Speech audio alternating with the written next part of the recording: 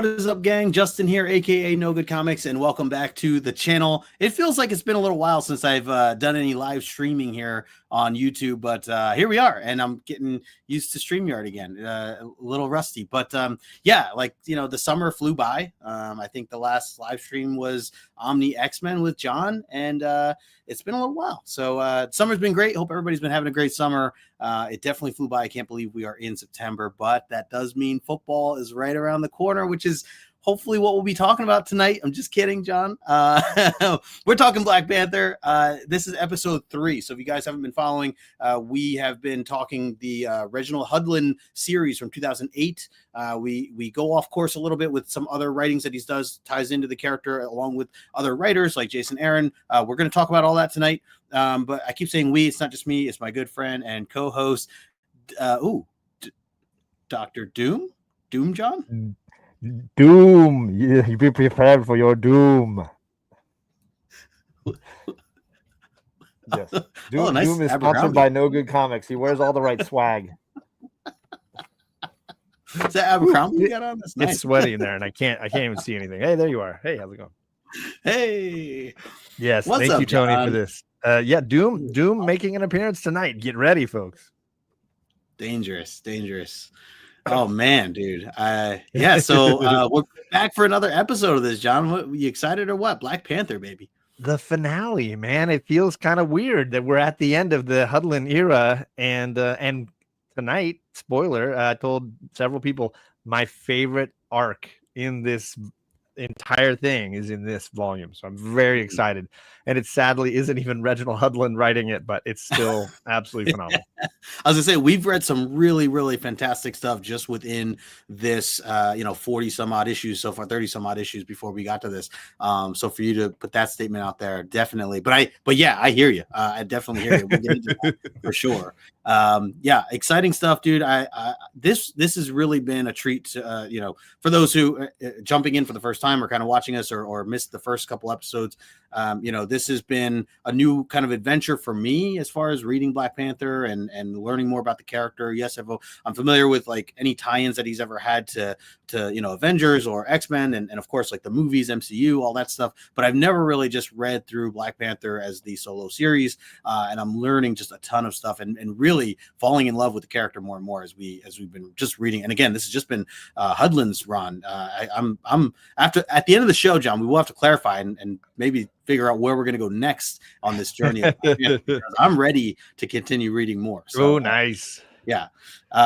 Quick reminder, if you guys are not following John, make sure you do so. Put his links in the description below. Of course, we are we did an episode 2 weeks ago. So if you guys had missed that and were curious about some of those stories, definitely check out episode 2 over on John's channel, and episode 1 is on my channel if you're looking for that as well. And a little side note too, Omni X-Men is getting ready. We're gearing up. We got about a month and a half away before we kick things off again. So for all you X-Men fans out there, be ready because we will be sharing some information about that soon. Might have a couple funny reels to go along with some promotions, so we'll see. We're starting to plan some things out. So yeah, let's say a quick hello to the chat, and then we'll jump into it. So Johnny Boy hanging out first and foremost. It's been a while since I've been streaming. I'm like, I don't know if anybody's gonna even know that I'm streaming. I'll turn the bell off once I shared the stream, so hopefully we got twice the power. There we go. Ryan, my man, Magic Lasso in the chat. T'Challa time. That's right. The T'Challa guy. That's right.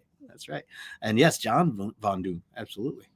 We got my man Kenneth Bird in the house. What is going on, Kenneth? Hope all is well. Yeah. So let's. He says I thought his favorite arc was Noah. No, it's Raiders. It's Raiders. I got excited. I thought John was making a football reference there with Raiders. No. Not yet. All right. So we're coming off of technically Black Panther 31, 30 34. That was the last one. And we just went through the tie-ins to Secret War, Secret War, Civil War, Civil War, Secret Invasion. I'm mixing. Civil War. That whole discussion was epic, and then we've had some more of an adventure where T'Challa and Storm joined the Fantastic Four and went on this really wonky, crazy time traveling adventure. So all that's been a real treat just over this last couple of issues. So now tonight we're talking about 35 through 41 of this series, which is again starts in the 2008 range for Hudlin, and then and those last 3 issues are written by Jason Aaron, which we'll get into, and then we jump over to Hudlin again. Starts off another Black Panther, which is we cover 1 through 6 tonight.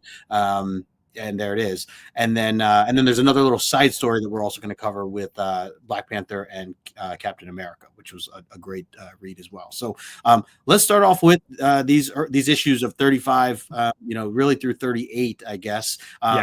We get a real feature or focus on Killmonger, who I, again, have not read much of Killmonger. I know him from the movies, and I thought he was badass, and how his character developed in the movies was really cool. So, yeah, like definitely that villainous vibe here, as he tricks the people of Nyganda to back him and his beliefs, and how he Black Panther doesn't care about you. If Wakanda cared about you, this city outside of the city, why didn't they give you all the riches and technology that they have? So he really spins it in this evil and kind of twisted way to get really his bigger goals. So, John, where do you want to start with this? What were your thoughts on this first story run? I mean, it's a great way to put us back in Wakanda, right? We're done with the cosmic alternate timeline FF stuff, which was fine, but I think both of us agreed we liked it more when the focus was on Wakanda and the people of Wakanda. And so that's a big step in the right direction. On top of which, it's hard to argue that there's a better villain for Black Panther than Killmonger. I mean, he's ruthless. He has all the same skills and passions that T'Challa has, but he has none of the morals, none of the scruples, right? He is a warmonger. He is willing to use child soldiers as the front line. He's willing to lie and use propaganda. He's willing to kill anybody that gets in his way and use anybody as an ally if it furthers his cause. He's partnered with factions from SHIELD and the CIA to do covert ops. He's connected with villains all across Marvel Universe. So here he is basically trying to raise up a nation against Wakanda in the hopes that it draws T'Challa close enough to cut his head off, basically. And he'll do anything to do it. At the beginning, he captures Shuri, and then it leaves T'Challa very few options but to reach out to Tony, which is a very awkward conversation to have after the Civil War. And T'Challa is smart enough to know that this is going to be full of traps for him and that he can't just rush into this headlong, right? He has to really strategically kind of work his way around this and hopefully get some assistance from the U.S. government. But that doesn't go very well, even when Monica Rambeau gets thrown into the mix, because I love me some Captain Marvel, although she's Photon, I think, at this point. Really, really cool. So, yeah, I love the buildup here and all the little chess pieces that are in motion, all the strategies. Killmonger's got this shield or that shield. He's got this technology or that technology or these people or these soldiers and things. I like the way that all builds up and you're trying to figure out how does T'Challa overcome this.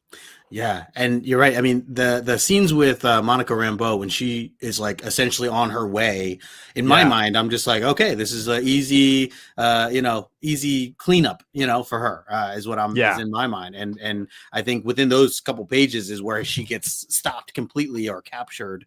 And his technology is clearly, way more advanced than, Tony Stark or any of them had expected when they sent her.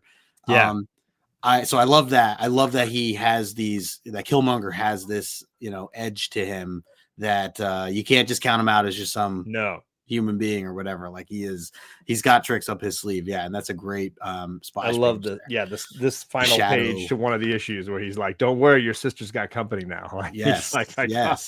I got 2 of your lady friends. What are you going to do about it? Yeah. And I do like that, that they you mentioned Tony Stark and just the U.S. government and everything. I like that, coming off of the Civil War stuff, it's still very much it's very much an uncomfortable or tense relationship with everybody, and the politics are still there. These are things you still have to consider while they're, while they speak to each other, or while they, try to plan out and respect each other's space, and yet at the same time, run their own countries and everything else. So I like that they included all of that stuff in just in these, a couple issues kind of going into it. Yeah. I wanted to bring up, you mentioned Shuri getting captured, and I have to say, and I sent you some screenshots, I know, throughout that time that I was reading that about a week ago or so, where she was certainly handling herself very well, as far as, they yes, she might have been chained up, but man, like anybody that got close to her, she put up a fight, and those guys didn't have a chance. And I like her partner, or her partner's not the word, but the guy that was with her, and I don't know if there seemed to be some sort of love interest there of some sort, at least on his side, because he's like, he's like, if this is our last time together, and he's like saying all these like speeches and stuff, and he's going in for a kiss. She's like, read the room, like, no, we're not doing that. We're not here. Like, that's the last thing on my mind right now, buddy.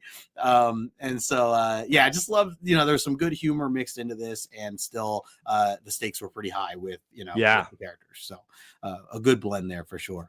And again, I think that the best stories I've read in and around Wakanda balance classic warfare and technology. Like, there's this interesting blend, right, of hand-to-hand combat with swords and spears, but also these incredible armored suits and shields and electrical guns and things that I think it's that fun Afrofuturistic blend that I think makes for a truly unique comic story. And I think there's lots of moments here, like you mentioned, the shields that he's using to protect himself, the technology then that T'Challa has to use to kind of burrow up under the shields and get into the city. And then they both wear these crazy, battle suits to fight one another. Those are great. Those are wild. Really, really cool design, and make for an exciting fight sequence, when they finally go toe to toe, which ultimately the fight between T'Challa and Killmonger takes like 2 full issues of fighting. It's split up, of course, with whatever's going on with Shuri or Monica or Shield, but it's an interesting way to kind of like have an elongated fight sequence with several different moments in it. Yeah. By the way, that scene, actually, it was the page next to the one you were showing, but where he burrows up underneath the ground, just reminded me of Mole Man. Of course, kind of his style, but 100%. Kind of coming through, and like, it's interesting to also see how, again, Killmonger uses those politics right then and there live, and to try to win over his people, to say, look at him using all this fancy technology. I stand with you all, my brothers and sisters. Like, he's like, I got nothing either. We're all here together. And you got Black Panther here showing off. Like, he just really twists. He's a snake. Politics, he's a real snake, and he's got that silver tongue that he just lures people in with his lies, despite the fact that he's using technology right from the jump to shield himself and to shield his people, and to force T'Challa into the hand-to-hand combat that he really wants, right? Yep. The Thunderdome fight that he's kind of trying to create here. Yep. I wanted to bring up, and this is something I think we missed on a little bit on our last discussion, was what were some of your thoughts on the artwork? And I wanted to highlight. So we jump around, I guess, a few different artists, but to start, at least, it's Cafu, I think is how I'm pronouncing that. Cafu. Who I've seen Cafu's signature off before. I do think we jump around a little bit after, like, maybe 3 issues with Cafu. But I guess even just your general thoughts, throughout these 5-6 issues, what'd you think of everything? These issues, these first early issues, have a ton of great detail. It reminds me of like a late 90s comic vibe, where there's a ton of detail done in the artwork, like a Jim Lee kind of style. I don't know that it's at that level. That's probably overly complimentary, but I do love the way he handles action. Yeah. Yeah, I the fight I scenes are do fantastic. like the backgrounds that he creates Yeah, when they're deep in some of the labs and facilities. I think there's a ton of great detail in these. It seems a little digital possibly, yeah, but I'm not bothered by it because it has no, depth and it the works. characters are so well defined that it works well for me. How about you? Yeah, no, well said. I agree. And I feel like, especially those two issues where they are fighting, those battle sequences are fantastic. The layout for that is so well done, and you get a lot of really cool panel structure or layouts, I guess. Yeah, yeah, Not everything is just straight squares and everything, but the way certain characters lay over top some of the panels and really pop out at certain moments, I yeah, think gives it a for real sure. feel for texture there. And it paces the book better. I think because we're jumping between Oh, that big was great. fights, Pretty intense. these big fights, and then like soldiers on the ground trying to break into a facility, and Shuri trying to find a way out of this jail, and every story seems to be cutting between one another. Yeah. It's you pace that well when you can do good panels, right? When you can do panels that tell a story visually, even when there's a little bit of dialogue, but we're still getting battle. Yep. The sizing and the layouts of those panels makes a huge difference. Yeah, I found that there were a bunch of different times, especially in these fight scenes, where there was barely any words, as it should be. I mean, if you guys, if you're in a fight scene, there wasn't too much monologuing or anything like that, Yeah. and then it's still balanced out with certain storytelling, or do jump to other scenes or things like that. So overall, I do feel like they read pretty quickly the issues themselves, which I can I appreciate for what it is. So I thought that was good, and there were no extra long issues in these. They were all about 24 pages, 23 pages. This was a very brisk read, this first arc. There's a lot going on and a lot of characters and plot twists and things. Yeah. But it moves very quickly. Yeah.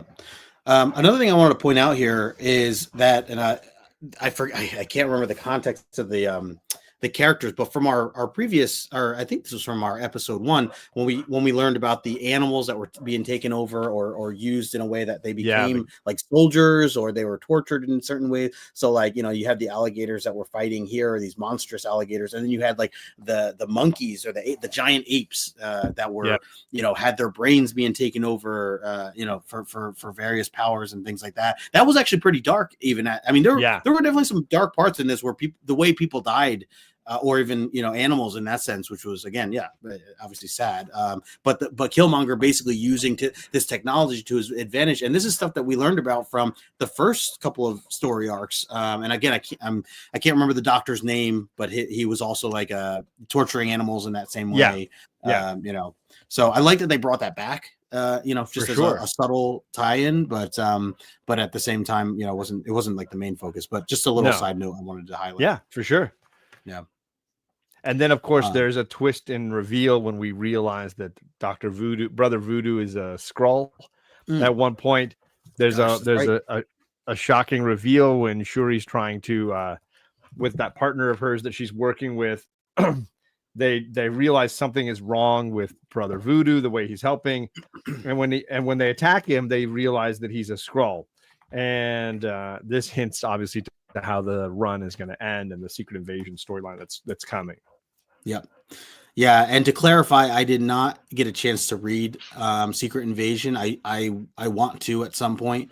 I know it's I don't know how many issues it is or whatever, but just like we did with Civil War, which I really enjoyed, I would like to at some point, read the.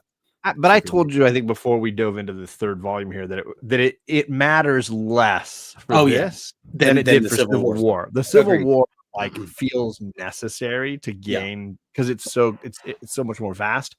The in Secret Invasion stuff here is very limited, and it's self-contained. Like you don't need it. Totally. Yeah. It absolutely is. Well, speaking of that, do you want to get into this next story? Was there anything else? Obviously, we got to finish out. What Monica does to finish off Killmonger, which is badass, and of course we lose one of the Dora Milaje as well.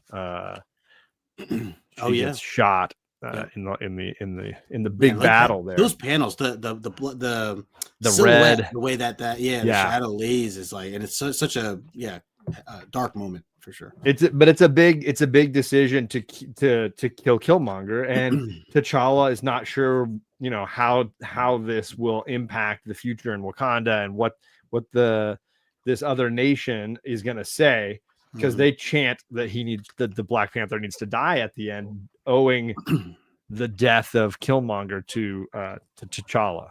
Right. Yeah, and I was wondering if that was gonna, or where that was going at that point of the story, but you know, it goes into the next, you know, the Jason Aaron story after that. Yeah, and honestly, it's not vital to the rest of this trade. I don't know if it connects to the larger, you know, African continent in Marvel, but it does set up a possible drama later on. Yeah, but yeah, sure. We jump off to see Wakanda and die. Man, what a title! First and foremost, so that is good. That is like, that's a heavy metal song right there, right? I'd say I've been on a real kick with that lately, and that just made me think of man, what a metal title there. See Wakanda and die. I have always seen. Let me hold up one. I've always seen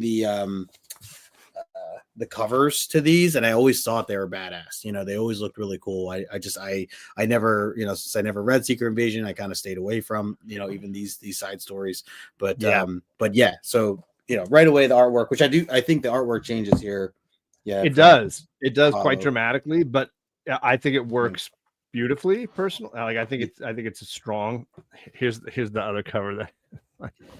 Oh yeah. Those are great. Yeah. Like I need to find these in single issues now. You know, I find them all the time. They're often like in dollar bins. They're not expensive keys. But dang, this cover all black is so good. The scroll, T'Challa and Aurora, like it's so creepy and just amazing. Oh, we got two new homies in the chat. Station Bobby. Yes, Bobby. Wakanda forever indeed. Melanin and Manga in the chat. What's going on, ladies? Hope all is well. Talking a little Black Panther here. So these next three issues, 30, now we're getting to 39, 40, and 41, which is ultimately the last three issues of that series, you know, number wise. And again, we changed now to Jason Aaron writing this story, which when you first told me that Jason Aaron was involved at all in some of this stuff, I was very excited. Nothing against Hudlin. I've been loving Hudlin. Jason Aaron just happens to be one of my favorite writers. And, you know, I love a lot of the things he's been writing. And most people don't know that he wrote 3 issues of Black Panther. Like it was, I think the way I understand it is Hudlin wanted to start the next volume of Black Panther with Shuri. And so he moved over to start prepping that and working on those first few issues. Okay. And they needed to finish off Black Panther, and they needed to do this tie-in to Secret Invasion. So Jason Aaron came in and wrote these 3 sort of like closed off one-shot, almost like issues. And man, it ends so strong, man, to have these 3 at the end of the story arc. Like this is some of the moments that are going to forever stand out in my mind whenever I see Hudlin. I'm so glad you liked it. Run. Because I think I read these 3 issues before I read anything in this. I read them a number of years ago because I saw these covers and my LCS owner loves them, and he's like, "Oh yeah, you got to get these." And I think I own these issues twice. Like I think I have 6 copies or whatever. I have like multiple copies of each issue. Nice. And this is it. I absolutely love them. I think there's so many twists that I didn't see coming. Yeah. And so much graphic violence. Like this is like graphic. It gets dark, dude. This is not for kids. The torture scenes, like all that is brutal. So let me set the stage here for this. I want you to, I want to hear your thoughts and I want to let you talk on this because this is what I've been waiting for, gang. Yes. So these 3 issues, as John's saying, you know, very much contained in its own way. You don't need to know what's going on in Secret Invasion per se. If you wanted to just pick these up right now or read them right after the stream, even, and enjoy them, I really think anybody would. It really takes place between 2 armies, the Skrull Empire, who are, you know, clearly are busy with what seems to be taking over the world, and they are now approaching Wakanda. So it's Wakanda, it's Black Panther and his crew, you know, working to defend it. And I think that you laid it out nicely, John, even just before we even got it, like I think last stream even, you said, it's essentially like, you see these scroll armies trying to break into Wakanda, and you just see how they fail, and how good and how just technological savvy, not Wakanda and Black Panther is as a leader. Like, he is always 5 steps ahead of these commanders, or in this case it's one main commander that kind of takes place as a story, a character focused on Commander Kiver. Sure. How would you? All right, because it's K apostrophe VVVR is how his name is written now, and I know a lot of the scroll names have these unique like kind of spellings. So I don't know how you pronounce it, but yeah, we'll call it Kiver or Kavar. Sure. It's basically his perspective that this story starts, and he's just talking about how he is excited to kind of return home after this long winded battle that he's been in, and how he's been through all these other wars, and he's fought, and he's seen all these other dramas and violence, and he's seen it all, and he's gone against it all. He's gone through the most the coldest atmospheres and the hottest atmospheres, and he's just lived on all these planets and all this different. So you get a feel that this commander has been through it. He's well equipped. He's not just some random dude like alien. He knows his stuff. He's in that position for a reason. And it's the Skrulls. Like they're from outer space. They have technology in which you think would be way more advanced than anything on in the world. But T'Challa has a little to say about that. And right off the bat, that first issue, you just get so many cool moments where the commander Kiver thinks that he has the upper hand, and T'Challa is really the one that has the upper hand. Like the entire time of issue 1 is just like Wakanda dominating, and as they go in, they shut down all their ships, they use their technology, and every step of the way the commander's right hand man is like, Commander, we just lost power here, we don't we just lost all our weapons are down, like, and they're just every time he's like, well, do this and turn this power jet on and all these things, and then nothing works. And T'Challa is just like, he shuts everything down. They all land. And at one point I think this is just in the first issue, where he's like, T'Challa's right hand says, sir, all their guns are down. There's no guns in this whole vicinity that works. Like any technology is down right now, including our own. And they outnumber us 3-1 on the ground. And T'Challa's like, so in other words, we have them exactly where we want them. I'm like, yes, let's go. It's so good. It's just so damn good. That's just the first issue. Like it's kind of a it fires you up in such a big way. Yeah, like, and that to me, like, again, I've already been falling more and more in love with T'Challa and Wakanda as a whole and their abilities. But man, like that just even put it to this next level of like, I get it now. Like I really get. They're not cocky, they're confident. They're they just know what they have, and they know how to use it, and they know that they're 20 steps ahead of all of their enemies at all times. And he really reminds me of Batman a little bit with the way he speaks on things like that, or the way he's like so calm in certain moments, because he's like, yep, I calculated that. Even when they flipped the machine back around and shut down their stuff, he's like, yep, we knew that they were going to do that, right? So what was our other plan? Right. We do this, and boom, and like it just like step by step all worked out. Like for me, it's like the perfect way to articulate this idea that they always say, which is that Wakanda has never been invaded. Wakanda has never been invaded, but they never really show you why that doesn't happen or why that doesn't work. And this is the prime example of it, right? They really show it. Including that first moment when the Skrulls are flying and they're like, oh, we got our spies on the inside. This is going to go so smoothly. What possible damage could a small African nation do? And they come around a corner and there's like 7 Skrulls' heads on pikes. Yeah. It's so good. It's so good. And then there's that title, right? See Wakanda and die. Which feels like a postcard to go to Wakanda, right? See Wakanda and die. Yeah, exactly. It's so good. I just love it. All the little story beats, like you're saying, build so nicely. It's good to see you, TK. Absolutely. Yeah. And so I wanted to highlight too artwork for this series, because it does change.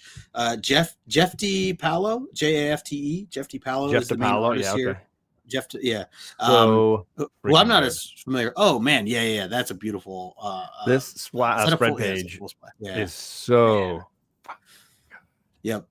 Look at that, gang. I Come like that you on. tabbed everything. I like that you got those Yeah, tabs sorry. there. It's great. No, it's great. And It's not as the easy to do my visually. only issue really is they make Storm look blonde and white. Like they make Oh yeah. Storm look like Sue Storm. There's a Yep. couple of times where if you're not watching, you're like, who's the blonde white girl that's always kissing T'Challa here? And it's technically Storm. They just give Storm a very light skin color in this, and her hair Yep. does have a slight yellow hue because everything is kind of green. Yep. So there's moments when I wasn't sure the first time I read it, is that Storm? Is that supposed to be Storm? Because they don't call her by her name right away. But see, that's what made me think too. That's what made me feel like they were using that as the art as a way to throw me off a little, because he does at the end of issue 1, they reveal, yes, we had people on the inside, but did they get everyone? I don't think, this commander on the scroll side is like hinting that no, they didn't get all. Yes, they might have killed most of our people, but they didn't get all of them. Somebody else is out there. And so when I see Storm that way, it crossed my mind, where I'm like, maybe it's Storm. Like, and also Storm as of right now she does enter, through issue 1 or going into issue 2, but issue 1, I think it clarifies that she's off doing something with the X-Men. I forget the storyline. They mention it too, but she is busy in a different story arc. Yeah. So that like, just messed with my mind. It just doesn't look like Storm, but it's supposed to be Storm. Yeah. And I just thought, with the, that's in the nighttime, it's shadows. And then again, I think that could have been a tactic to kind of throw the reader off a little bit to say, is she a Skrull? Is this, maybe not the perfect version of the Storm or whatever? Like, but yeah, as you said, it ended up being her. But so that was great. And then they have the big battlefield fight. Yep. And there's several Skrulls with unusual abilities. This goes back to the original like super Skrull idea. Yep. The idea that a Skrull could adapt several superpowers. He's got kind of like, I don't know, part Hulk, part Wolverine, part Bullseye. It's like it's a little bit of everything. Even that shot of T'Challa over here going, ow, like that hurt. He punches him and he's like, oh my God. Yeah, I like the really Bullseye. Yeah, the touch of Bullseye in there wasn't he's throwing his claws at him like he's Bullseye, but it's Wolverine's claws, and then T'Challa just catches him. He's just like, keep, I got him. Yeah, now they're mine. There's a lot of good fighting going on here, and it talks again about why T'Challa's training and his abilities are so strong. Yeah. Wait, let me read that again, Bobby, because I don't know that I got that. Storm was undercover as Sue to freak out the Skrulls. Really? Do they? I don't remember them saying that. I don't. But that is an interesting comment. He's smiling. I don't know if he's joking about it. Oh, maybe that's a joke. Okay, maybe you're messing with me because I'm like, I almost bought it. But I love it. He's like ripping the guy's eyeballs out. Yes. Yeah. He's just like, it's really graphic. You have the I love all of it. You have the heads when he slices the head off. It's like 2 pages after Storm gets captured by the underground Skrull. Oh, here, I got it here. This one here. That. Oh yeah. That beauty and the head just going flying. That's so like good. Eventually as he defeats him. So yeah, as we mentioned, like this definitely gets dark. Bobby said he's just kidding. Bobby, you so there are definitely some really dark moments. Oh yeah, so that's right when T'Challa gets like tasered at the end of issue 2. Correct. Of this mini series. So yeah, like it's very topsy-turvy because you get Wakanda dominating, T'Challa feeling very comfortable with the position he's in right there. In the first episode, first issue, second issue, the big battle between this like freak of a mush of different characters, this giant Skrull, and then to discover that there's still someone on the inside that takes out Storm and then ultimately takes out Black Panther. Now you're going into issue 3. Where it's like it doesn't look good, like it really flips. It flips the script all within. You're just getting this 3-issue story arc, and you're just getting so much. So, and that's what Jason Aaron does. Like he's so good at this. But yeah, going into issue 3, you essentially have them being what looks like is, tortured. They're they're doing everything in their power to get all, I guess, really the keys to Wakanda.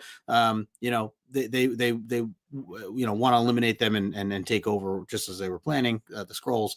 And it's really gruesome scenes of torture, and ways that they show it where they don't show it, but you hear you hear certain thoughts. Or it starts out at the beginning of like silence, how he's, they're like at first, and it's all from the perspective of the commander, which is really cool, because in his mind, again, he's just kind of telling the story of like, wow, like at first we tortured them, they didn't say a word to each other, but eventually they start to make a peep. They look, Black Panther stares at Storm eventually. He wasn't looking at her before. Like all these like emotional details that really go into it, that build this, up more and more. And I love that every so often Storm says something like, "Tell them to go to hell, my love." Yeah, yeah. He's like, "Go to hell, you bastards." Yeah, yeah. They repeat this phrasing a lot. yeah. When they're like, "Let us into the city," and then she's like, "Tell him to go to hell, my love." He's like, "Go to hell." That's right. Yeah, you heard her. Yeah. So it looks pretty grim. And the other thing too I was going to note was throughout some of this, the perspective of the commander, he is again kind of to button it up. He references a lot of like how he can't wait to be done with this war. Or he's thinking about his wife or his family. It almost reminded me of you ever see We Were Soldiers? With Mel Gibson. Yeah. So like there's like on the other side is this one soldier that's going against the Americans, who also has a moment of like, thinking of his girlfriend or his wife back at home, and writes to them. And when Mel takes him out, he like, spoiler for anyone who's never seen We Were Soldiers, writes to the wife saying that your husband was an honorable soldier and all that. Anyways, it just made me think of that for a moment. Not that all that stuff honor among soldiers for sure. Yeah. And so then we get the reveal that it actually isn't them the entire time. What do you think of this, John? I love it. They somehow captured Skrulls and put this techno-organic thing inside of them to be able to control their appearance and their voice, and make it look like it was Storm and T'Challa the whole time. Yeah. And then they take out the torturer, or I guess it's the commander. Yeah. And then Storm lights up the sky, and that's the sign that the Wakandans should attack the ships, and then they just charge in one big mob. Yeah, and like T'Challa's council, they're like waiting aside. They're like, no, we got to wait for the signal. That's all they keep showing is like, we're assuming that, T'Challa's getting tortured and it's all downhill, and that they're just waiting for nothing, that nothing's going to happen. But they're like, no, T'Challa said we wait until they show the signal. This should, in theory, this should all go to plan. And we don't know what that is until we get all this reveal. And it's like brilliant. It's just brilliant the way it all, comes and then together. You get the bloody spaceship with this is what happens when you invade Wakanda. So they write it in their blood inside the ship, gang. This is what happens when you invade Wakanda. I freaking love it. Yes, Bobby, that is deep. I agree. And they send the ship back. They send the ship back to the Skrull Kingdom. Yeah, like T'Challa's got like, he's not Captain America, like he doesn't hold back in certain, there's a death penalty in Wakanda. Yes, yeah. It's hardcore. Yeah, it really is. It really is. Like, it's not, you think superheroes and they're all good, and Avengers are good, whatever, but like no, he has his there's a primal like protecting your tribe attitude here that is significant, and it is across any timeline in Wakanda that we see. This is a consistency, Yeah. I will say, if the next chance I get to meet Jason Aaron, which I have met him in the past, this is something I definitely will bring up to him, just to ask him kind of where his mind was at the time, where, what else was he working on, what made him kind of go in this direction with this, and just like, it's all it's great. So good, man. Like Bobby says, they out scrolled the Skrulls. Yeah, they did. They really did. They did. They absolutely did. and that technology, yeah, the voice box and everything that they had Oh in my there, gosh. because the as they're torturing them, the doctor that's doing the torturing is like something in their mouth, and he's like pulling this thing out of their mouth, and it ends up being like this little technology piece. So Yep. yeah, brilliant stuff.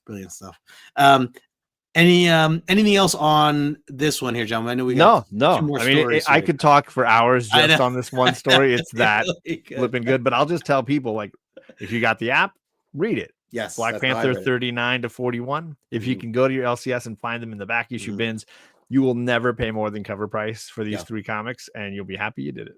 Yep, it's very true. And yeah, you need no context otherwise. It's just Nothing. just a great enclosed read.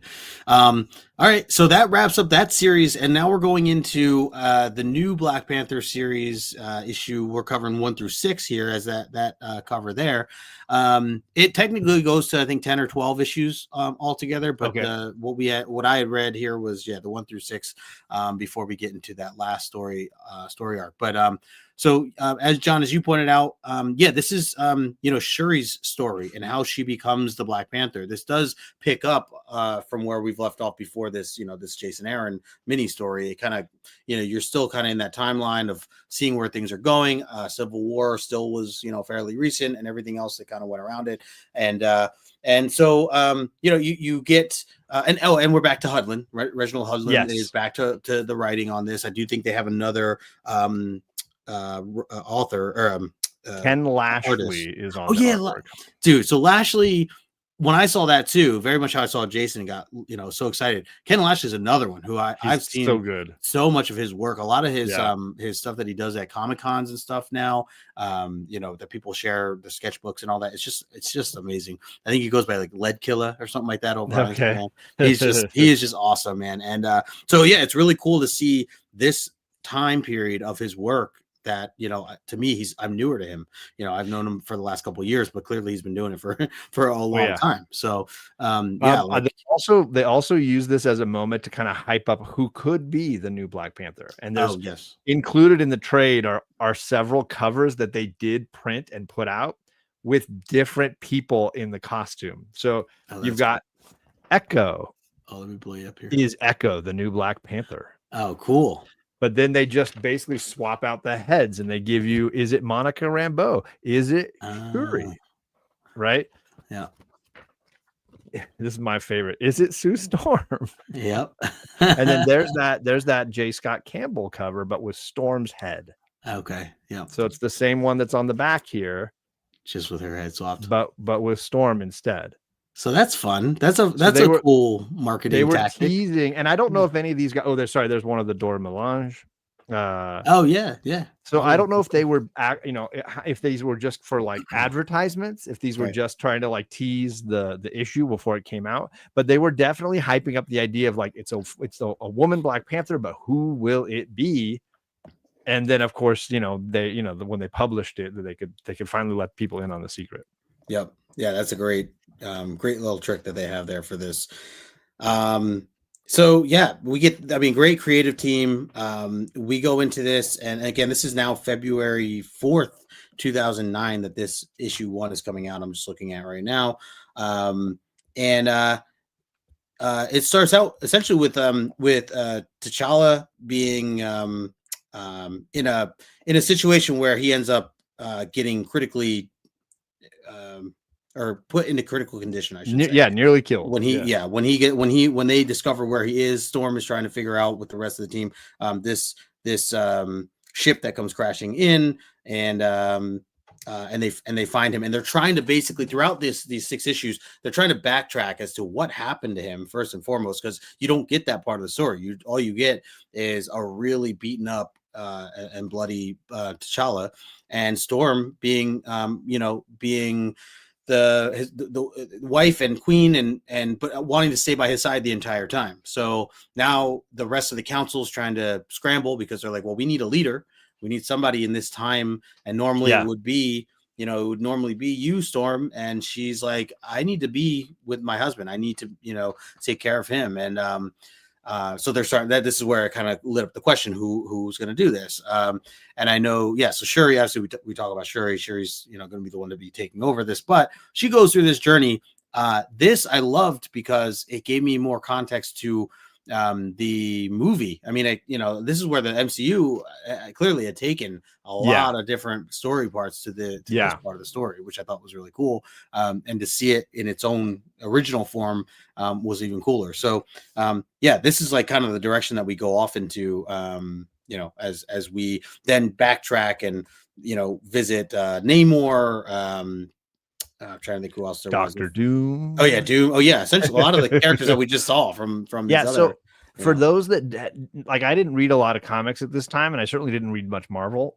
For those that don't know, this is during what they called the Dark Reign, and what that was a period in time when the villains were running Marvel, and there was a series called Dark Avengers, and it was basically like, inside the Iron Man suit was actually Norman Osborn, and each of your Avengers was being replaced by a villain in that spot, and so they were the Dark Avengers because they were the villains in those positions. So T'Challa, as a sort of outlying nation, is summoned to meet with some of these villains, and they're giving him the offer of like, join with us, like throw in your power and your strength with us, because we're running the show right now and this isn't good for you. But of course, T'Challa is not going to say yes to that. And that's when Doom, I mean, I love these pages when Doom freaking shows up looking all boss and just like unleashes on T'Challa, and a fight goes down, and it's pretty dramatic. There was some great covers in here too, and he's like, trying to. This is a J. Scott Campbell cover, so good. But yeah, to your point, it skips around a lot, right? You've got Shuri sort of going through the process of taking the magical herb and seeing the spirit of her ancestors. You've got Storm and T'Challa's mom going a more mystical route to try to rescue him. Using magic. You've got this flashback where you see what T'Challa was going through when he was injured. And it's all sort of scattered across the 6 issues in a really kind of interesting, but still concise and easy to read way, in my opinion. Yeah, absolutely. And I'm glad that you explained a little bit more of the Dark Reign stuff, because I wasn't reading at that time either. And even with this, I didn't fully grab the context of like, oh, this was a thing across the board. Like, I'm not thinking big picture, but it kind of threw me off at first when they're like, yeah, a group of us villains are like kind of running things. I'm like, oh, what's happening with Norman all the Osborn? Other heroes, Norman Osborn was the baddie of the entire Marvel universe at this time, and he was dressing in Tony Stark's Iron Man suits, but with certain Green Goblin add-ons and stuff, and running a crew of Dark Avengers, and as a result, the entire Marvel universe was kind of under this creepy cloud. And I haven't read a ton of it myself, just little bits here and there. But enough to recognize kind of that this was tying into that. It looks like Bobby read Dark Avengers and gives it a thumbs up. I've seen I've seen the books, and I've seen the titles Dark Avengers, but I was always curious. Never really heard much of good or bad. But that's cool. The concept sounds really interesting, and it was cool to see that they approach T'Challa, he turns it down, so that didn't go so well. Meanwhile, like you said, we get these dream sequences essentially after Shuri takes the herb, which I like. in the movies, they crunch this herb up and they kind of turn it to like liquid and they drink, and it's this really spiritual moment. And at least in certain parts of the series, they're just kind of like eating leaves, like just kind of like, all right, try the herb here, like it's like right to a Slim Jim kind of thing. Some little differences that I've noticed in in some of it. Let's see, what else was there? You do get the death of several of the Dora Milaje trying to save T'Challa. Oh, yes. Yeah, he's the only one to make it out, and they basically stuff him into the ship and launch him back. And this all sort of takes place in those first 2-3 issues. And the reason they need a new Black Panther is because they feel like, hey, look, we're under attack here. Somebody attacked our leader, and we need to be ready to respond if this escalates, because we think it probably will. Right. And so Shuri is going through her saga. but you've also got Storm in this kind of mystical storyline, which I really thought was interesting. The idea that she was going to go into the underworld and bargain for T'Challa's life in some way. Yep. Yeah. This made me think of the Soul Stone and then what was needed to be sacrificed to get a body out, and like that. Yeah. Stunning artwork, and there's very much a like a religious vibe to this, and the deals that they're making with what seems to be like the devil in a sense, or death, where they're like one body in, one body out. That's the deal here, and death is showing up in a lot of different ways that kind of tricks the mind of T'Challa, and that's where we see T'Chaka at one point. And again, thinking back to the film and some of the pieces that they took from that, it's really cool that they actually did that in these comics, because I never read the reading source of this stuff. So now, unfortunately, it's not really him, and it's really the death, or the whatever you want to refer to him as. The god of death is trying to it wants to get as many people as it can, and it has T'Challa in its grasp, and so it's trying to trick him into giving up. Right. And Storm is there to try to encourage him to keep going, because she has faith that what Shuri is doing will enable them to succeed in this plan, even though they didn't really let each other in on what they were doing. I love how this all plays out, and I love the big twist at the end. Right. But it all works because I think these ultimately three ladies, right? T'Challa's mother, Shuri, and Storm all have faith, and some of them took their herb. They all have faith that the other person will do their part, and in the end they will be able to succeed. That's a great point.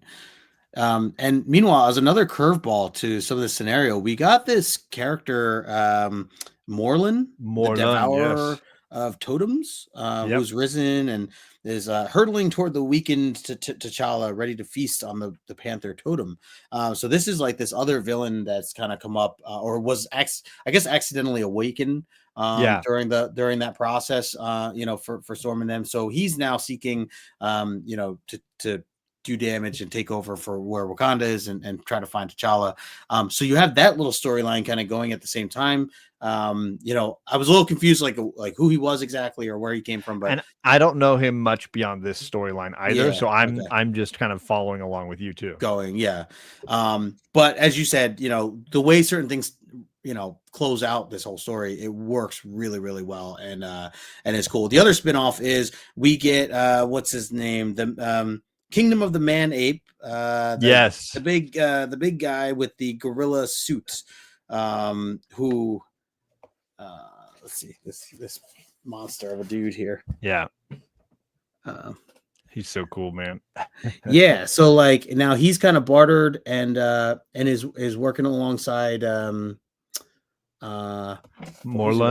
Morlun, to and he's in like another neighboring city, and that character's in the Black Panther films. That's the guy in the cold frozen north. Who leads that kingdom to the north? And I'm struggling to remember his name right now too. It's a little late maybe in my brain. But really cool artwork with him. Absolutely. So there's a lot of things split, and there's some politics talk there when that guy runs into some of the other Wakandans trying to address everything. Here's a cool shot of like death here for going back to T'Challa and his dream sequence. And death is basically like, okay, fine, like you don't want to talk to your dad, like I'm just gonna be straightforward with you. And I love this bit when he's just like throwing all the skeletons at him and just like drowning him in the skulls, and he's just like, you can keep going, but my skeletons don't get tired, and at some point you will. And then of course that's when a big gust of wind and lightning comes, and Storm shows up, and Death says something like, well, that's something you don't see every day. Very casual. There's some really good one-liners throughout this series. So Morlun is invading the city. Storm is trying to convince T'Challa not to give up and to try to take him out of this state of death. There's the herb. And Chewing the Shuri herb. comes out of the dream and says, "I'm not the Black Panther. Like it didn't choose me. I was not selected. Yeah. I failed, and I couldn't become the Black Panther.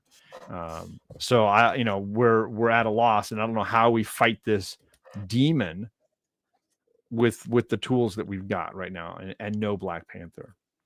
Yeah, this whole bit of the story was really interesting to see how that was in a sense the test was to kind of keep her pride in check.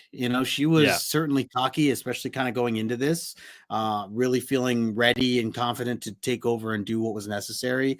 And for her to fail and now think, well, it's too late. Like clearly I'm not the one and I can't be this. And everyone's like, well, hold on, but you didn't die. And typically I guess that's part of the process is that you would die. So they were trying to find this message within the message, overall, which I think, it humbled her and taught her a lesson in that sense of with pride. So I thought that was really well done. Bobby says, like the movie Conan, if I were dead and you were fighting for your life, I would come back from the pits of hell to stand by your side. I like that. Bobby says, M'Baku. Yes, that okay? That is M'Baku. Thank you. Yeah, I'm the walrus. Yeah.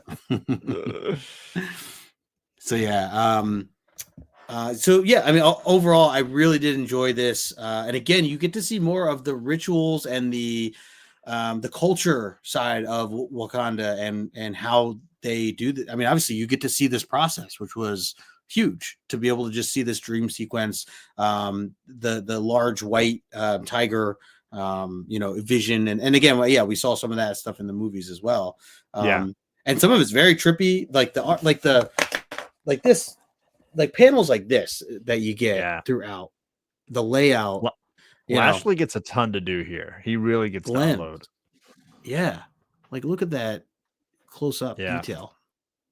So, yeah, really good.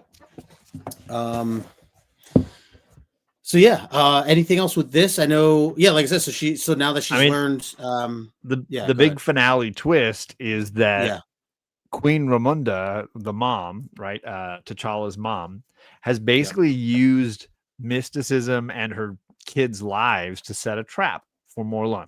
And the idea is, first they're trading Storm's life for T'Challa, and the god of death is very happy. He's like, I'll take either one. This is going to be wonderful. And they're creating this pit to trade the lives and make this compromise. But the reality is it's a trap to catch Morlun, right? And Shuri makes him chase her across this stretch of Wakanda, and then she takes the spot in the little pyre, the funeral pyre, to replace her brother.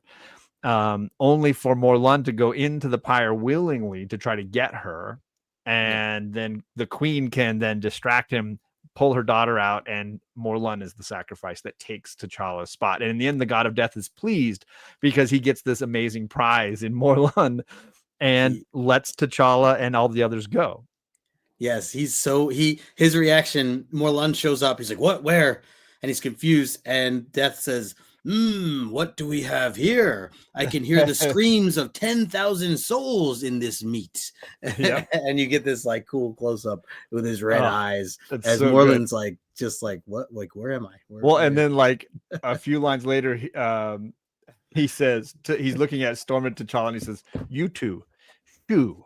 I'll see you later. T'Challa says, just like that? And he said, just like that. This meat is infinitely more satisfying. And that's it. That they're left to fight, and Storm wakes up, and T'Challa wakes up in his little hyperbaric chamber, and is still in grave condition. So Shuri will continue on as Black Panther for a little bit, despite the fact that she didn't get chosen. Her parents, or Queen Ramonda basically says, like, no, you passed the test. You were not killed by the tiger god. You were not a panther god. You were not changed or harmed in any way. You made the choice that needed to get made. And then you were willing to sacrifice yourself for your brother. Yep. Yeah. So that really cool. That was fantastic. It really, yeah, it really was. And again, as you said, a great twist at the end. Kind of, again, I was kind of wondering, like, where's this whole thing going with Morlun, and like, I love Shuri, like just the outfit and everything that she has. Like, she was badass and all that.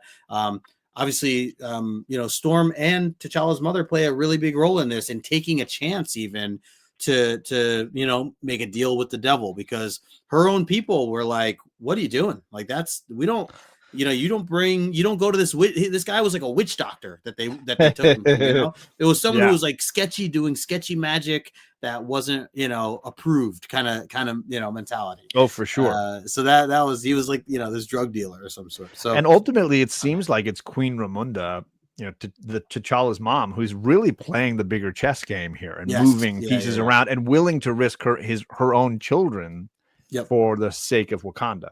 Yeah, big time. So yeah, I like that there were several characters in this that really stepped up. For sure, played a big role. So that leads us to so again, that was 1 through 6. If anybody's wondering, as far as that, the newer, from 2009 with Hudlin, it technically goes for another 6 issues after that. If you guys want to check that as well, I probably will read that too, just to see where that goes. But aside from that, we jump in, and again, this is all based on the book that you had in your hand there. So for anyone looking for all that collection, they did these complete collections. There are 3 of them. Yeah. And in this third one, they include a 4-issue miniseries called Flags of Our Fathers, Black Panther, Captain America.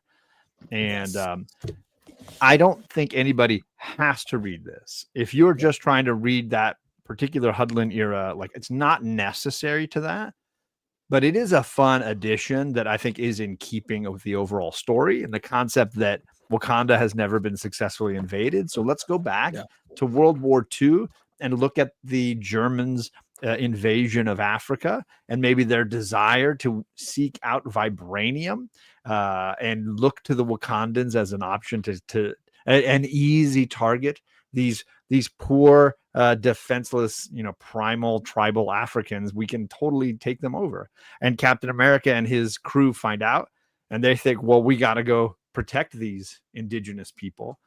And you've got I believe it's supposed to be the grandfather of T'Challa. Yeah. Because it's T'Chaka's father. Dad. Yeah. I love that we got to see T'Chaka as a teenager. That was like different. So you get to see a previous Black Panther. So. Yeah. And the story basically is these 3 rival factions, right? T'Chaka's father as the Black Panther running Wakanda during World War II. You get the Germans, who are basically the Hydra, classic, World War II Hydra agents, right? Baron von Strucker and all those guys. The Red Skull, Yes. And then you get Captain America and the Howling Commandos, and then that crew, including a young black man who is basically this unusual linchpin between the Americans and the Wakandans, right? Because he looks like a Wakandan, but he's clearly an American, and he's got a foot in both kind of worlds, at least as far as Captain America sees it. Yeah, and Nick Fury, who kind of tries to play that card a bit, several times, to get things done.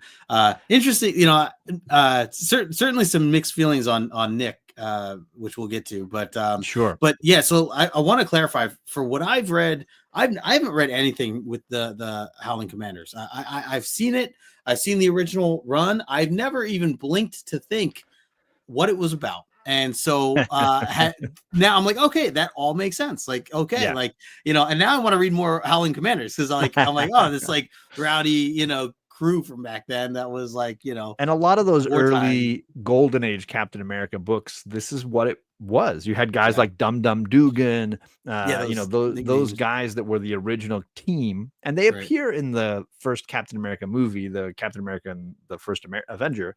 You see some of those characters appearing there, but they were Golden Age comic book characters from back in the day, and there are stories that reutilize those characters, and in some cases, I don't know how, but Dum Dum Dugan was still alive when Captain America got thawed out, and he became a SHIELD agent and all these kinds. So there's certain comics like Nick Fury, Agent of SHIELD, where you see some of those same Howling Commandos guys in SHIELD, right? And you see Nick Fury all through that World War II era, which, begs the question, at what point did this guy stop aging and when did he become black? Right? Like you have a lot of questions. You should have a lot of questions about him. Yeah, absolutely. And it definitely crossed my mind as they introduced this guy Gabe, but then I was like, wait, did I misread that? Because I'm like, wait, are they writing this with Nick Fury being African American, or is he like, I was just like, my mind was kind of thrown off with the characters that are introduced. And then of course me thinking of like the current stuff, so I'm like, well, when was this, let me get some context of this stuff. So, so Gabe, different character, and Nick Fury introduced as what he was from the early days. We have this rowdy crew. They kind of do things their own way, which is, to me is like a little cringy at times. Cause I'm like, no, like, just like let your boy, Captain America do his thing. And that was cool too, to see their viewpoint of, Captain America, kind of being this, he's great. Yeah. He's killed a lot of Nazis. He's done a lot of, great things for America. But he wears these like, the spandex, the red, white, and blue. That's cheesy, corny. He's fighting with a shield. Yeah, like they almost made fun of him. Like they almost kind of like dogged him that way. And so I found that interesting. And again, this is the time. This is before the Avengers. This is before any of that's ever been put together. Captain America just had fans based on what he has done in the World Wars. So it was cool to read this time period and get some more backstory to all these characters, really. And then we talked about T'Chaka being one of the family members, him and his brother, who we've had lots of references to both throughout this last 3 episodes that we've been talking. So cool to get some context there. And then it still goes back to what you're saying about, like, it shows a bit more of how impossible it was to really invade Wakanda, and how even the Howling Commandos were like, hey, Black Panther, just so you know, like, you don't know these Nazi guys, like, don't let them, we've seen what they can do, and they're like dangerous. And Black Panther's like very confident, like, no one's ever got to us before. They're not going to get to us now. Like, it's kind of that same storyline, but in different eras, which was great. Yep. I guess wherever direction we want to kind of go into from here. I mean, I don't know that we need to spend too much time on it. I don't know that it's like a big in-depth story. I do think the artwork isn't my favorite. I'll be a little harsh on the art. I do think it seems very cheap. It feels a little like diet Frank Miller, which is not a compliment in any possible way. What I love about the story is the idea that these characters would have met, that this scenario I find very interesting. I just don't know that I love how like outlandish it gets and how kind of cheap the artwork gets. And that's what holds it back from being something that I would be like, oh, go out and get these 4 issues. I think you'll love them. That's fair. If you're reading it digitally, I think this is an entertaining enough and diverting enough read. But buying these comics, I won't want to own. Yeah, I'll show you, buddy. I got you, Bobby. Yeah, he said Gabe Jones. He said Bobby said he looked it up. He said no relation to Rick Jones. So like there's a splash page of T'Challa's grandfather and Cap jumping out of a plane. It just looks so flat to me. Like I can't get the perspective on it. Like it just seems really cheap. Let's see if I can find another page here. With the faces are the worst part. Like they just seem very, very, like, again, flat is the easiest word I can find for it. Yeah. I could see people comparing it to like John Romita even. Sorry, I'm like taking forever to find pages, but like it just feels very flat to me and doesn't have a lot of like interesting depth to the art. Yep. Not a lot of good detail work happening. Here's like a battle scene where he's crushing a skull. But yeah, you can see the facial detail is not as, or I don't know. Yeah, it's a little choppy compared to what we've been getting to. I will say the fighting sequences and the layouts for the artwork that way I thought was really badass. Just the thought behind it, kind of like that scene I just showed, like this guy's crushing this guy's skull. So that there's was like cool. Giant mech suits and super powered characters that are like, able to survive like smashing through airplanes. There's this crazy like Nazi gal who seems like straight out of Frank Miller to me. Yeah. Yeah, riding on Like the on bomb, and yeah. it's a little over the top at times. Yeah. And I think I would have liked something with a little more realism, I think, Yeah. and a little less of the like extreme outlandish stuff. There's another like detail for Yeah, I don't know what's Cap's going on with face. Cap's face there. It's Yeah. just weird. Yeah. Yeah, the shield's a little stretched. Yeah. No, I agree. It wasn't it probably the weakest of what we've seen here. Yeah, I think throughout this all volume, series. it's not fair to compare it because it's No. it's going up against some pretty amazing stuff. You can't go up against Ken Lashley in this. No, right. Like it's a rough second act by that Yeah, following. My kind of woman, says Bobby. But to your point, John, like the story, I thought the story was fantastic. I really enjoyed the concept really great. of it. Yeah. I really was. Again, it just gave me the glimpse of history from that time period that I haven't really read as much about. So, I could see. I mean, it's educational for me. I could see anybody who was a Howling Commando appreciate it just because they're familiar with it. So it kind of works for all audiences, I think.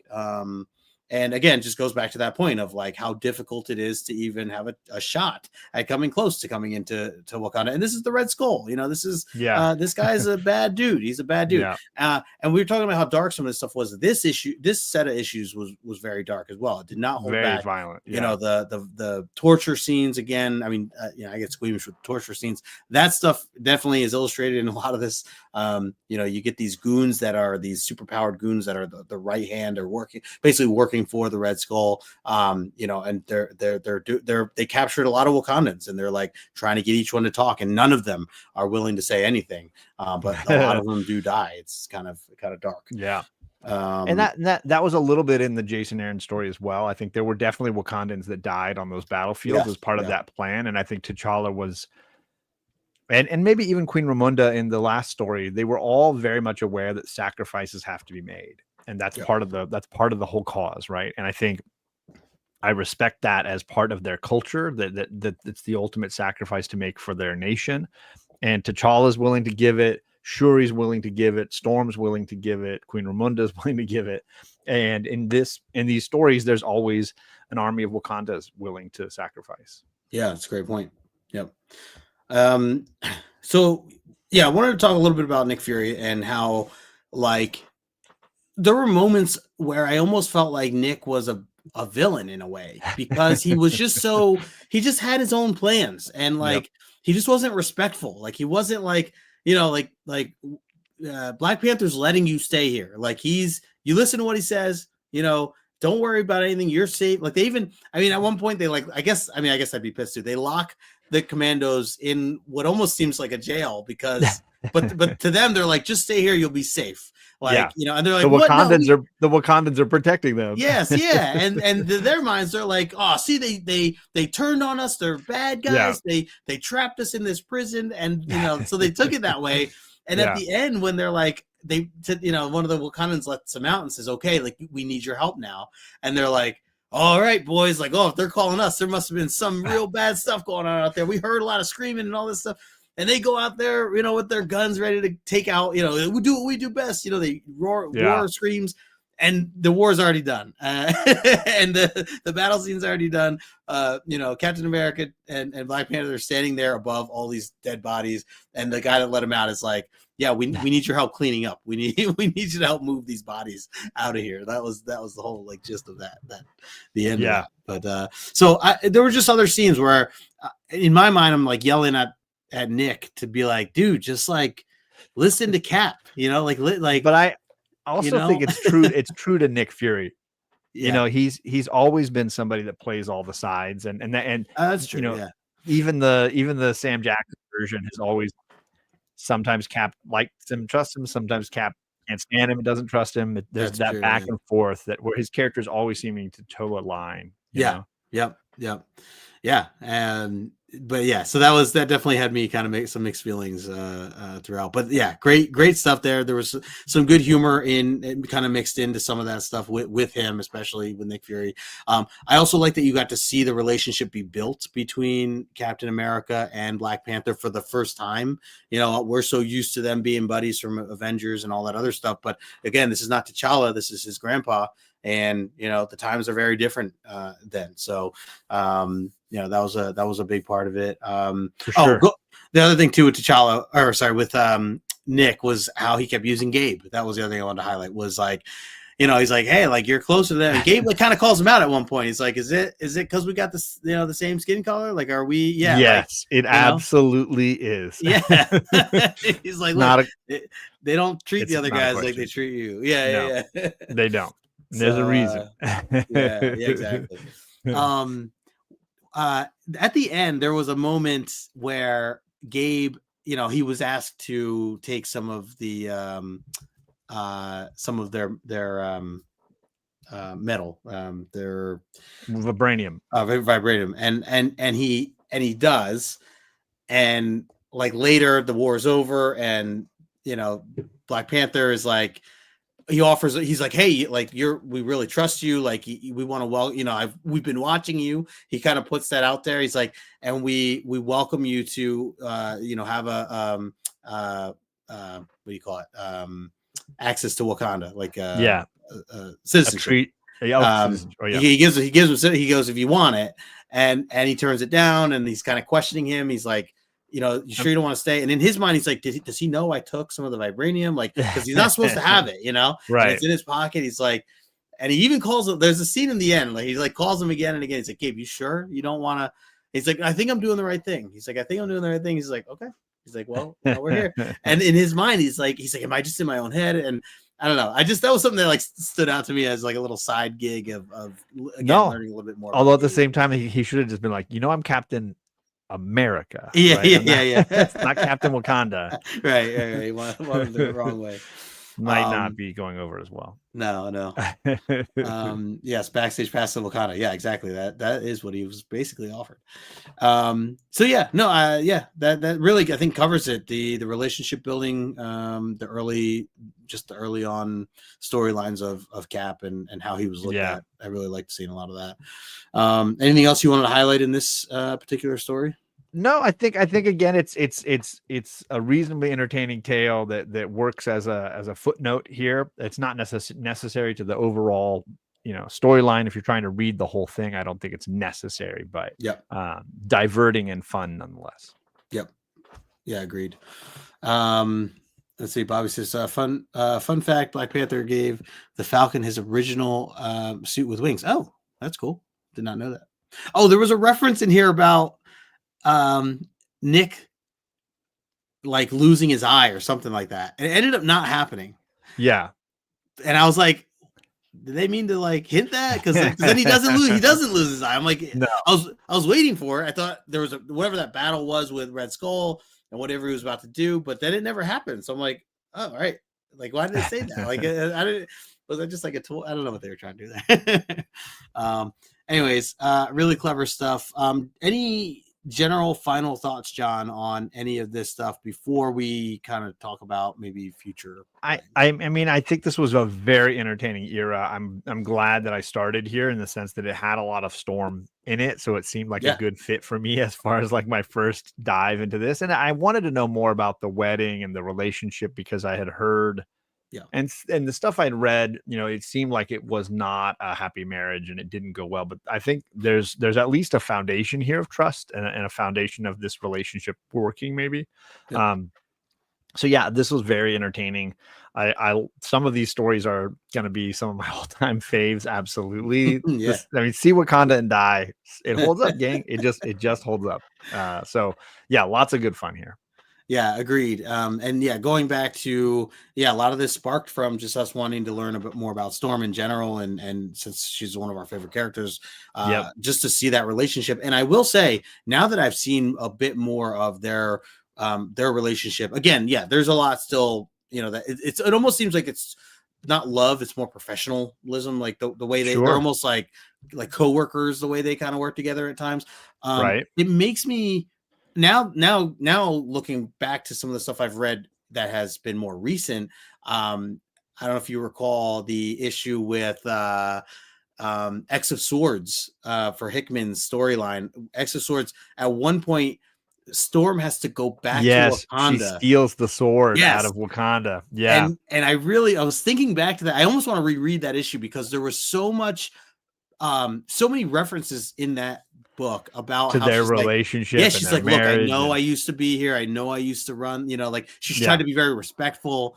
And I almost want to like just see what else was dropped at that time because like obviously there's so much history Yeah. behind this, and we're now catching up on some of that. So anyways, really random thought, but just wanted to No. note that that's and there's moments when during the Hickman era when she would revisit that relationship and discuss it with him, and obviously it ended very unhappily, but yeah. I think it was interesting to see how it started.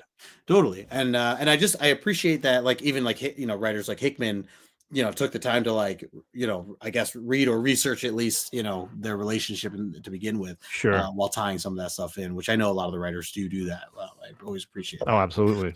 But yeah, I'm with you as far as this stuff goes. Like, I'm so happy I read it. I would definitely recommend again. And I'm someone who just kind of jumped into it, didn't have much other background of Black Panther or experience with Black Panther other than this. So I enjoyed the heck out of it, and it does make me want to read some more. It doesn't necessarily have to be the Hudlin stuff. Wherever we want to go from here. But I'm really intrigued with the character and Wakanda as a whole. I actually want to go back and rewatch the movies now. Now I did rewatch taste, I rewatched Wakanda Forever this last summer, and nice. Okay, I think it's one of those really underrated. I think the first Black Panther gets a ton of love as being iconic, and it deserves all of it. Sure. But I think the second one gets underrated considering all the hurdles it had to jump through or over. I think obviously what happened to Chadwick is just awful, and to have the real life consequences are bad enough, but then to have the impact on the universe be something so tragic is also a frustration. And I think they balanced all of that really, really well. And I love Namor, man. Namor. Namor is great. And wait, hold on. Did John just say he loved Namor? Hold on. Let's just only in the movie because they that's a clip right there, baby. That is because they fixed him. They fixed him. He wasn't just running around chasing blonde ladies and stealing them from the Baxter building. I love it. Yeah. Namor is better than Namor. That's what I'll say. You guys heard it here first. You heard it here. Just we'll clip that one scene. I just really hope they keep him in that version of him in the MCU. Yes, Ryan, no. I don't need the one that's always stealing your girl. I don't need that version. So yeah, agreed. But I do have 3 Black Panther omnis that I have not read yet sitting in my closet or my bookshelf. Okay. So 3. They include the story before this is there are 2 omnis, and they're both still in stock trades as both. And I'm hearing that it's where I probably should have started. People are telling me like, no, this was the one right before that one. This sets up everything. It's by Christopher Priest, spelled like the job. Yep. And Christopher Priest did 2 volumes, and I hear they're absolutely incredible. So I bought both of those. They're big, right? Then, like 62. Or is that? I mean, they're mediums. They're not as big as our Uncanny X-Men omnis. Well, nothing's as big as those New Mutants. Oh God, yeah. But then the other one I bought is as big as those. It's a really big one. And that's the Ta-Nehisi Coates one. And that's the one that goes. That's the one that follows Hudlin.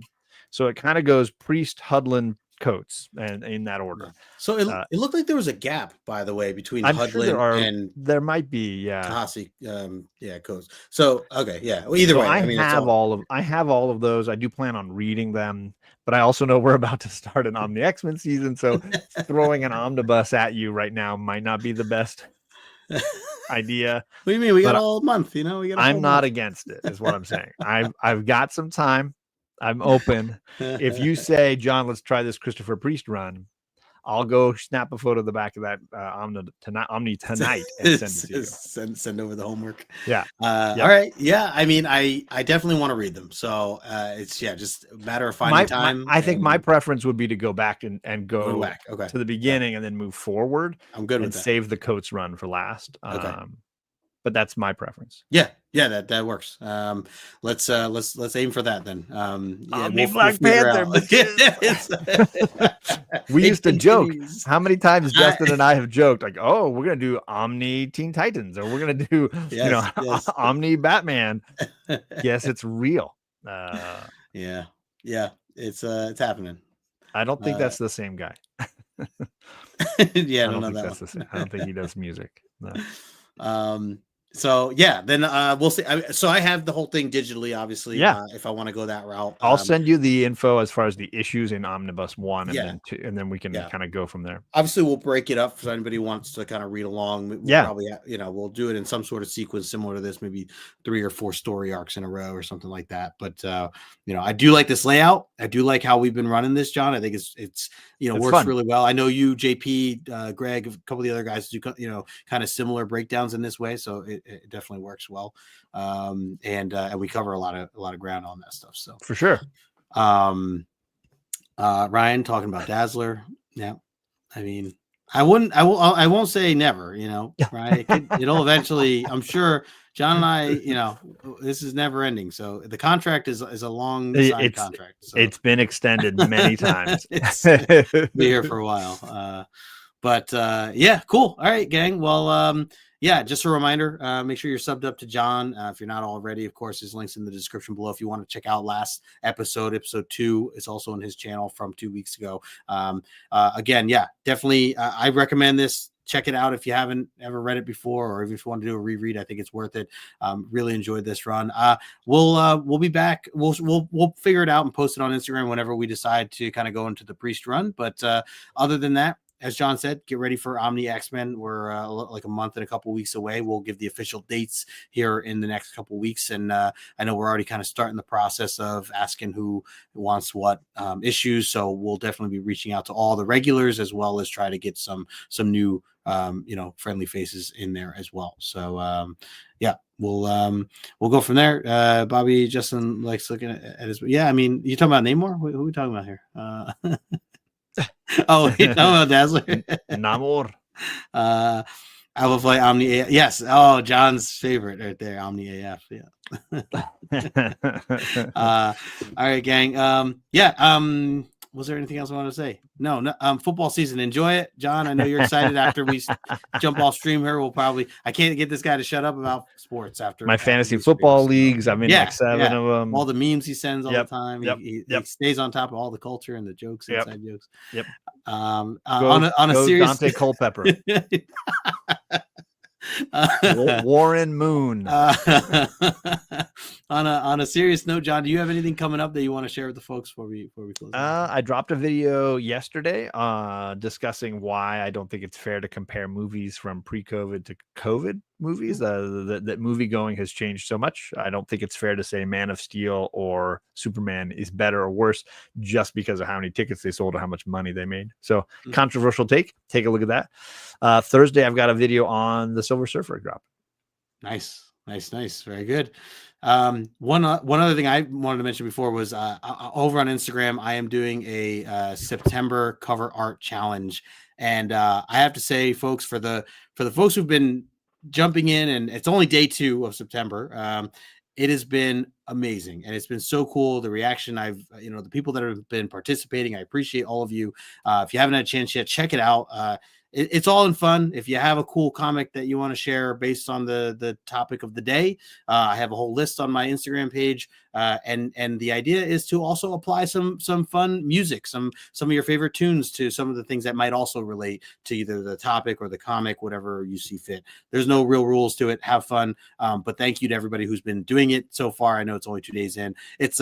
I'm resharing everybody's stuff, so feel free to tag me, reach out to me if you need the thumbnail for it or just have any questions.